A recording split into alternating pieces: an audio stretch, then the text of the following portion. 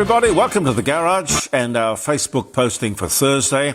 Don't forget our live streaming show tomorrow around the dining room table, jeremycordeaux.com, the court of public opinion, in a slightly different environment. Pete's here, Gary's here, and you're here, and thank you for joining us. Mentioned it on Tuesday, I thought we might show it to you today. It was sent to me. As we were talking about multiculturalism and immigration, it's being sold, multiculturalism is being sold to us as benign and good.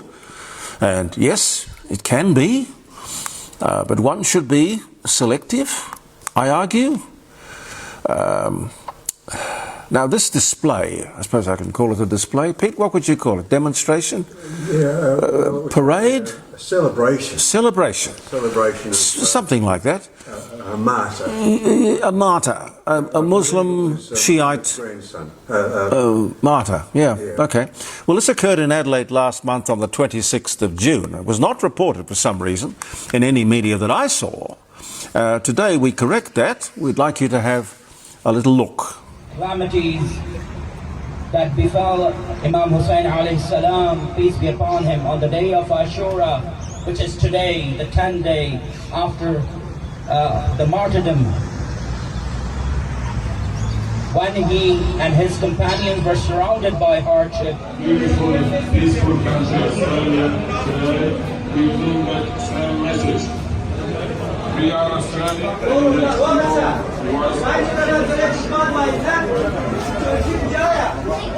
Ashura teaches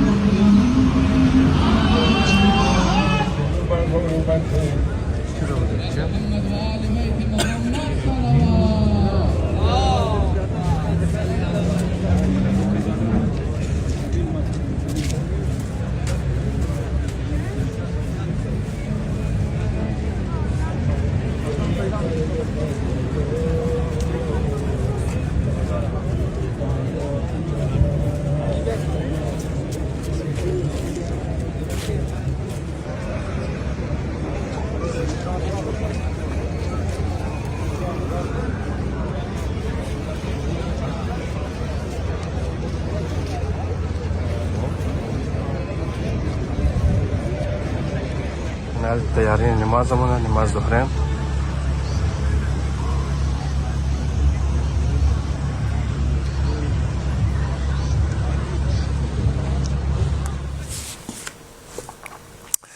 Well, you might ring me tomorrow and tell me what you think. It's certainly interesting. I don't know about the beating of the chest and all of that sort of thing, but it's a surprising number of people and surprisingly passionate.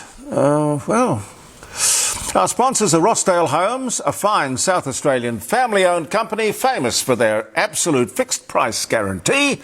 You don't get any nasty surprises. We all like pleasant surprises, don't we? We don't like nasty surprises. If you're a first home builder or you've got lots of building experience under your belt, you will like the way they do business. Rossdale Homes, when trust is a must. And remember, their fixed price contract, only you can change that fixed price contract. For peace of mind and great quality, rossdalehomes.com.au. It's amazing. Ambulance ramping. It's quite a saga. That was an issue, big issue at the election before last and the last election, and has now somehow disappeared off the radar screen. For everyone, of course, except the people who are stuck in the back of an ambulance for hours and hours and hours, and sometimes tragically. The government says we've improved things. Improving things is not fixing things. They were elected 2 elections ago on the basis they would fix the ramping. What you've done is to effectively, I think, buy off the union, which was giving the Liberals so much pain, featuring every ambulance they turned into a political billboard for the Labor Party. Clearly, ramping still exists. The problem is still there, but miraculously there seems to be no criticism from the once very vocal ambulance union. Is it a coincidence that they have been provided with tens of millions, perhaps even hundreds of millions, of taxpayer-funded infrastructure and facilities, which I am sure the union would be approving of? Or did they demand it for their silence and understanding? Or is that too Machiavellian? Just thinking out loud. My issue is that the ramping is not really the problem. You've got to go to the cause, not the effect. Fix the cause, then you won't have to treat the effect. Why are so many ambulances being called in the first place? And why would the best hospital, most expensive hospital in the world, fail to cope? There is something terribly wrong with what's going on here. Karl Stefanovic, according to the Daily Mail earlier in the week, is enjoying a huge boost to his podcast popularity, while the Today Show has suffered one of its worst ratings weeks in years. And they've had a few humdingers. What happens now is, I guess, does Karl have the personal discipline and the stickability to do it week in and week out without a major media operation behind him, the backup, people to promote him, stroke his ego? When you start a new podcast, even with a media profile, it's lonely. There isn't the buzz. People have to find you. And then you wait for the feedback, and there's a bit of a delay in all of that. Andy Martin, whose stable we're in, Ozcast, tells me that most, as many as 8 out of 10 podcasts or podcasters, fall by the wayside after a couple of months. I do and have done this show for years for no other reason other than these things have to be said, need to be said, without the threat of being fired or, disowned or whatever. I don't do it for ratings or money or clicks or whatever. It wouldn't matter if I had millions of views, as we do, or just one. It would be the same show. But good luck, Karl. I wish you well. I'm convinced that it is the new era, the new wave. What else? An analysis by PropTrack, they keep an eye on real estate, shows that stamp duty has increased much faster than house prices. Take a second to think about that. Government, taxpayer enforced, the stamp duty, right? They're responsible for it. We got to pay it, they ask for it. Stamp duty has increased much faster than house prices. So the hypocrisy of government and their crocodile tears over how hard it is for young people to get into the housing market, which is being made much worse by state and federal government policies. But you'll never hear them admit that. 47% of the cost of building a new house is government charges and taxes, which they could reduce overnight. House prices, speaking of real estate, house prices in Australia are falling. In fact, I kept this from the other day. The Advertiser. David Pemberthy, who seems to run the Advertiser, must have been away that day. I'll show you. Treasurer Jim, Dr. Jim's medicine hurts house prices and strangles sales. Strangles is such a emotive word. Correct, yeah. Auction apocalypse. Auction apocalypse. Wow. And I think we're all going to feel it one way or another. Some say that prices or values could go down 10% or more, leading to negative equity. As I said last week, this is where people owe more on their house than the house is worth. Now, this will have a shocking effect on confidence and the entire economy. Underlining yet again, Labor knows nothing about running an economy properly. Strategy, apart from wrecking the economy, of course, with its broken promises and downright lies, they decided their best course of action is to cause the Liberals to be so concentrated on themselves, so inward-looking, so self-absorbed, that they would cease to be an effective opposition. It worked.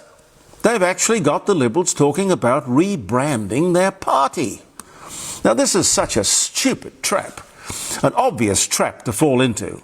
The next thing you know, they'll get the marketing people in. No particular understanding of what the problem is, or exactly how to rebrand a political party. I know, we'll change the logo. Yes, that always works, doesn't it? That's what we'll do.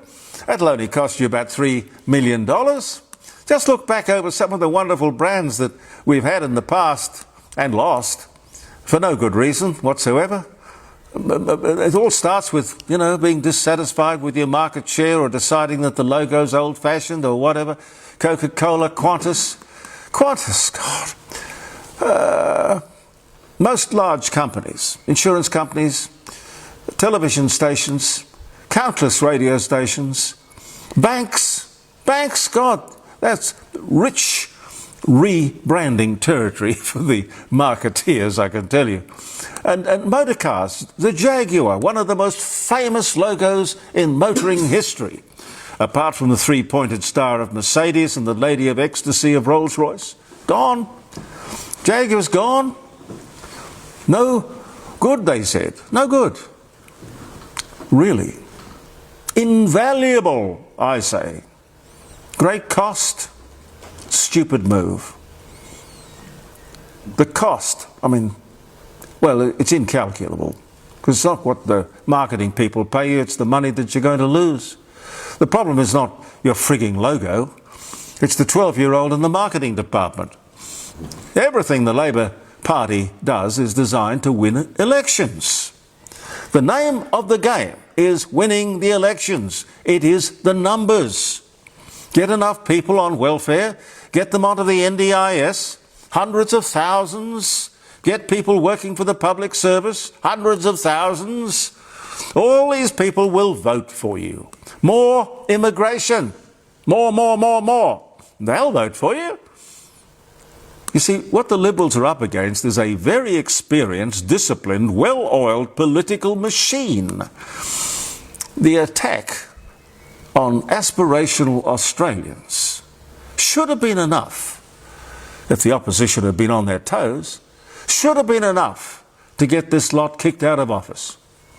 The idea that they can sneak their lies through as merely a different position, I find grossly insulting to the Australian intelligence.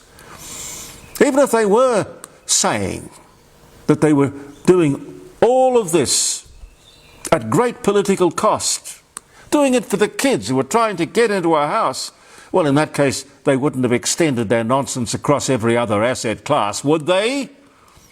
That's what I mean when I say it's a kick in the guts for aspirational Australians, and we don't like that. If you want to be happy, it seems that you should have daughters. Indeed. Daughters. Okay. Neither of you have got kids. No. That's why you look so young. Heavens to Betsy. Jeremy, we have animals that we love. Oh, animals, yes. Unquestioning loyalty and love. But if you want to be happy, it seems that if you have daughters, it's a good idea.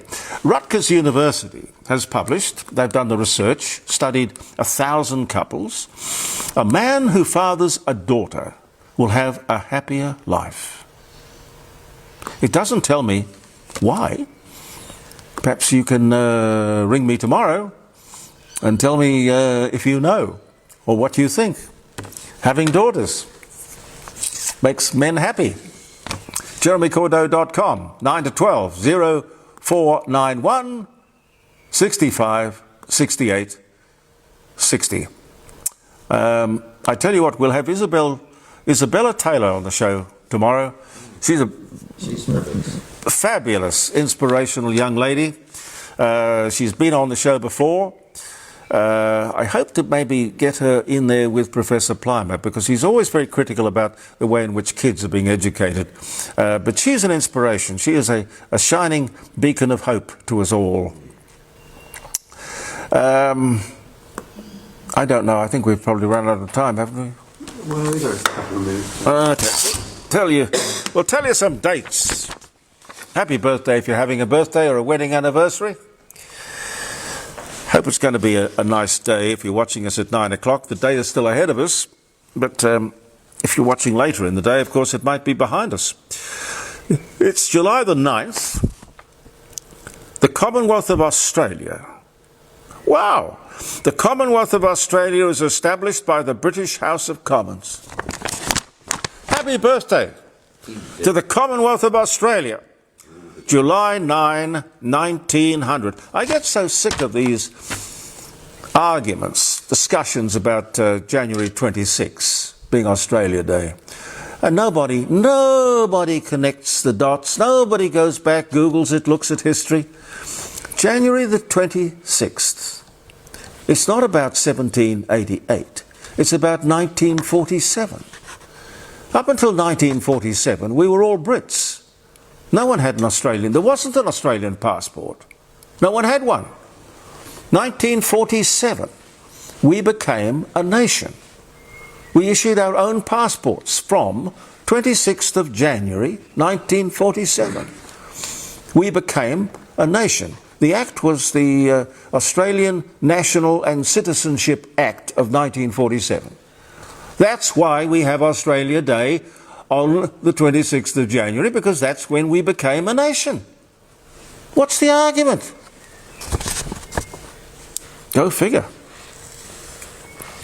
The engagement of Britain's Princess Elizabeth and Lieutenant Philip Mountbatten on this day in 1947.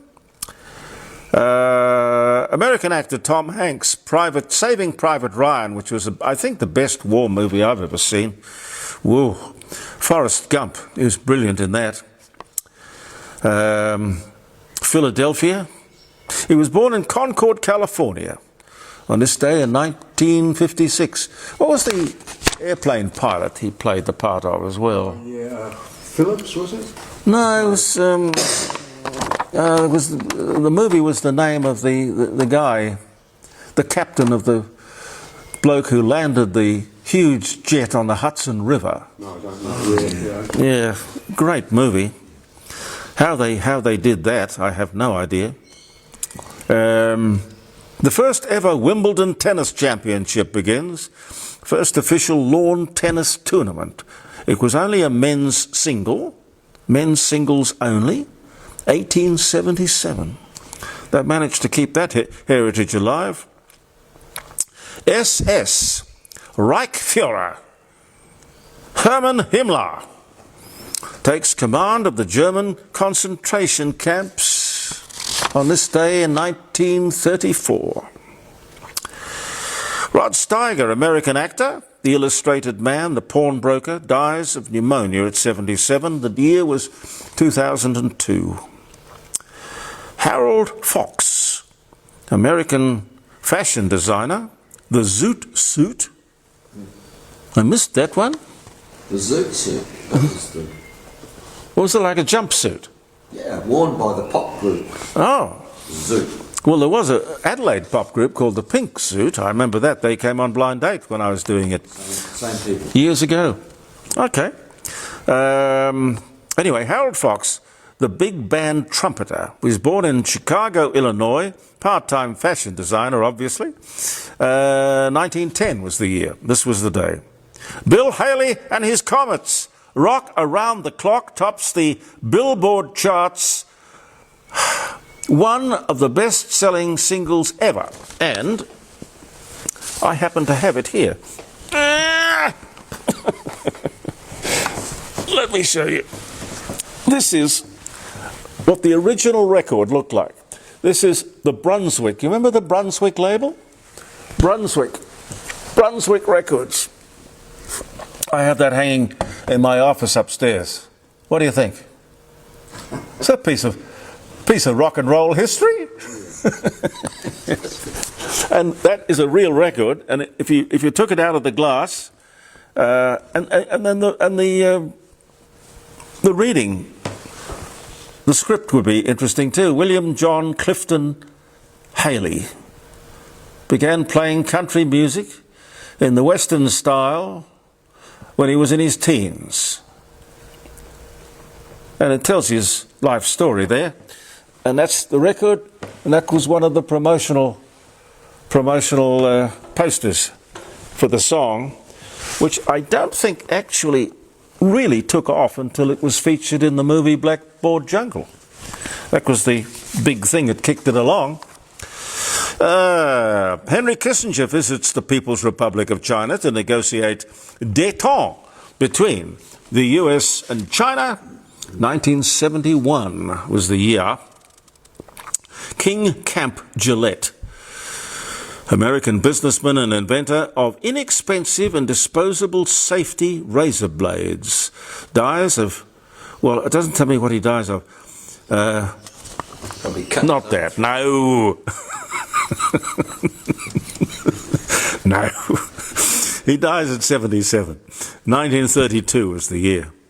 Bright pink is the world's oldest biological colour, according to scientists. Produced by tiny bacteria in 1.1 billion-year-old marine shale rock discovered in Mauritania. Bright pink is the world's oldest biological colour. I don't know what you do with that information. Not much. Not much, but, you know, on a trivia night, you might scoop the pool, win the meat tray. Barbara Woodhouse, Irish-born dog trainer, TV personality. Oh, what have you got over there? It's all right, they're empty. Well, knowing you, of course they're empty. Give a dog a bad name. Speaking of dogs, she was famous. She was famous for saying walkies. You know, walkies. Oh, yes. You remember her? No, but I use that word. Oh, yeah, well, it's universal. Dies at the age of 78 of a stroke. But I spoke to her several times. She was very entertaining. 1988 was the year that she died. The first helicopter passenger service in New York City in 1953. Rip Torn. Isn't that a wonderful name? Rip Torn. Rip Torn. Rip Torn. His real name was Elmore Rule Torn Jr. Very aristocratic American actor, voice artist and comedian. He was in Cross Creek, the Larry Sanders Show, and he was also in The Robe. A young man, very early in The Robe. 2019 he died. We'll leave it there. Thank you so much for being with us, and we'll look forward to seeing you around the dining room table. Come tomorrow. I hope my eyes are going to be working, but it's all right. I mean, it's okay. It is amazing, you know, when you think how far medical science has come. And if there's something wrong, they just put you in front of this machine and they measure this, and then they put you in front of another machine and then fix the problem. Or try to. I hope they have. It's all a bit blurry at the moment. That's because of the drops, I suspect. But I couldn't sit here with dark glasses on, as the doctor told me I should, because it would just look too poncy, I would imagine. What do you think? Well, Roy Orbison did. Roy Orbison did it. Richard Clapton still gets away with it. Yes, anyway. See you tomorrow. 9 to 12, jeremycordeaux.com, around the dining room table. 0491 65 68 60. Believe in yourself, and thank you for viewing The Court of Public Opinion.